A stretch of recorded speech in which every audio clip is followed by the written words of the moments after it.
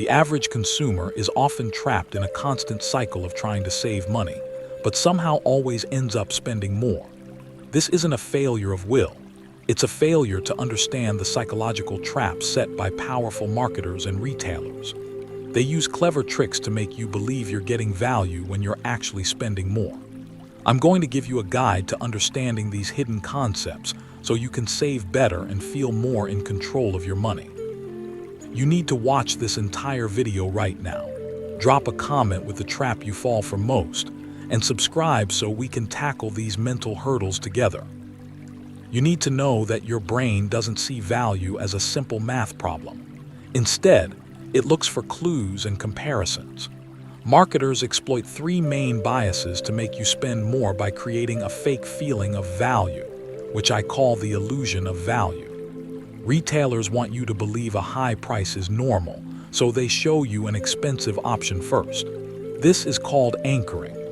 This is one of the most effective psychological concepts used against the average consumer trying to save.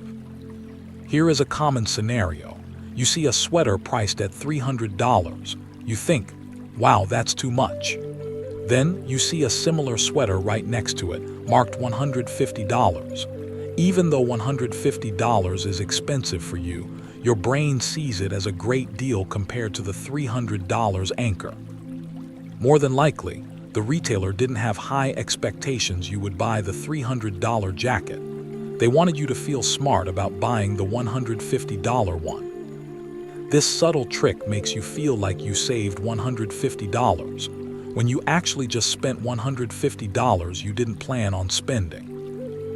Spending money feels bad. It's a psychological pain. Retailers try to make that pain go away quickly so you keep spending. This is the pain of paying. Methods like buy now, pay later, autopay, or preloading gift cards all work to separate the act of spending from the product itself. The less you feel the money leaving your hands, the easier it is for you to spend. Think about this in simple terms. When you pay with cash, you feel the money leave your hand, which triggers the pain. But then, when you use a credit card for a small daily purchase, you feel no immediate pain. Therefore, you spend more freely and carelessly because your brain doesn't register the cost immediately. The distance between the purchase and the deduction makes you spend more, directly sabotaging your saving goals. When you're offered three choices, your brain often ignores the one that's a poor value, but retailers use that poor choice, the decoy, to push you toward the most expensive option. This is the decoy effect. This strategy doesn't offer you a deal. It tricks your sense of logic to choose the priciest option. Consider this simple example. A coffee shop offers three sizes: small, medium, and large. The medium size is the decoy. You see that for only 50 cents more than the medium, you can get the large cup. Your brain dismisses the small and sees the large as the best value, even though you might not have needed that much coffee. This is how your perception of value is completely manipulated. I want to move on to discuss how retailers and service providers make you feel like you're saving money or getting something extra. But these tactics often lead to increased spending or reduced satisfaction. I call this the illusion of saving, hidden costs that add up. You often keep spending money on something that is clearly not working because you've already invested time or money into it. This is the sunk cost fallacy. Your brain hates to admit it made a mistake, so it tricks you into believing you must continue the bad investment to justify the money you've already lost. This is a huge trap for those attempting to cut their losses. Picture this instance. You buy a cheap home gym machine for $500. After 2 months, you hate it and never use it. However, instead of selling it, you hold on to it for years because you keep telling yourself, I can't sell it now. I spent $500 on it. Consequently, you not only waste the space, but you stop yourself from finding a better, more effective way to exercise, all because you can't let go of the original financial commitment. This is a psychological drain on your future resources.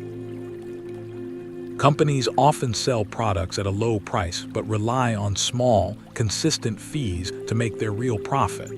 These small fees are psychologically easy to dismiss as part of the cost, but they multiply over time. This is the fee multiplier trap. These hidden fees are a sneaky way to extract money from consumers who think they are saving with a low upfront cost. Think about this. You sign up for a cheap subscription service for only $6 a month. This seems fine. But then you also sign up for 3 other $6 subscriptions and 4 $9 subscriptions throughout the year. Therefore, you are now spending over $40 a month on services that feel cheap individually but collectively create a large hole in your budget. The unseen cost is the mental energy required to track and cancel all those small, recurring charges that chip away at your savings goal. A retailer offers you a free gift or a bonus if you spend a certain amount more, like spend $100 and get a free tote bag. This is the incentive to overspend trick. Your brain focuses on the free item's value instead of the extra money you have to spend. This is a manipulation of the desire for a deal. Let's look at a situation. You need to buy $65 worth of items. The store offers a valuable cosmetic kit free if you spend $100. As a result, you buy an extra $35 worth of items you don't need just to get the free kit. The true cost is the $35 you spent that you never intended to. You traded $35 cash for items of little actual value to you, just to win the mental game of getting something free. I want to pivot now to discuss how to reclaim your spending power and save better. To stop falling for these tricks, you need to arm yourself with psychological tools that force your brain to slow down and think rationally about money. I call this reclaiming my value, tools for smart saving. First and foremost, calculate the real cost of work. Stop thinking about a purchase in dollars and start thinking about it in hours of your life. This is time cost accounting. You must know your true net hourly wage after taxes and bills. This reframes the entire spending calculation. The action. When you see something for $50, you must ask, how many hours of my life did I have to work to earn this? If your hourly rate is $25, that item costs you 2 hours of your life. This exercise makes spending painful again, forcing you to value your time over the item. This is a powerful counter to the pain of paying trick. Next, use the reverse anchor. To counter the anchoring effect, you must establish your own internal anchor before you start shopping. Decide what you are willing to pay for an item before you see any prices. This ensures your perception of value starts with you, not the retailer. The action. Before looking for a new blender, you must decide your maximum price is $80. When you go shopping, you ignore all prices above $80. This puts you in control of the comparison, not the retailer. This tactic defeats the psychological pricing structure designed to push you toward overspending. Finally, practice a friction delay. Impulse buying relies on speed.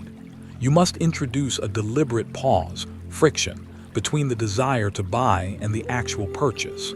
This simple step gives your rational brain a chance to catch up. The action. For any non-essential item, use the 24-hour rule. Put the item in your cart, but do not buy it for 24 hours. Most of the time, the emotional urge to buy will fade, and your rational mind will take over, saving you money. This delay is an incredibly effective countermeasure to marketing urgency. We've covered some critical ground today that should fundamentally change how you view saving and spending. To recap, we saw how anchoring manipulates your sense of normal prices, how the pain of paying trick makes you swipe without feeling the cost, and how the decoy effect pushes you toward the most expensive option. Then, we looked at the saving traps, the sunk cost fallacy that keeps you committed to bad investments, the hidden fee multiplier that drains your money with tiny charges, and the free gift that makes you spend more to get something you didn't need. The solution is not willpower. The solution is awareness and a system. You now have the tools. These simple, actionable psychological tools are your shield against the tricks of the marketplace. The goal is to stop being the average consumer who is easily tricked. The goal is to be a conscious consumer who understands the value of every dollar and every hour. This shift is not about becoming cheap. It is about becoming intentional and powerful with your resources. And seriously, don't leave yet. You've got the map, now use it. I strongly encourage you to hit that like button to commit to the 24-hour rule today. Comment below with the one psychological trap you've fallen for recently. And subscribe so you get the next guide on making your money work for you. Thank you.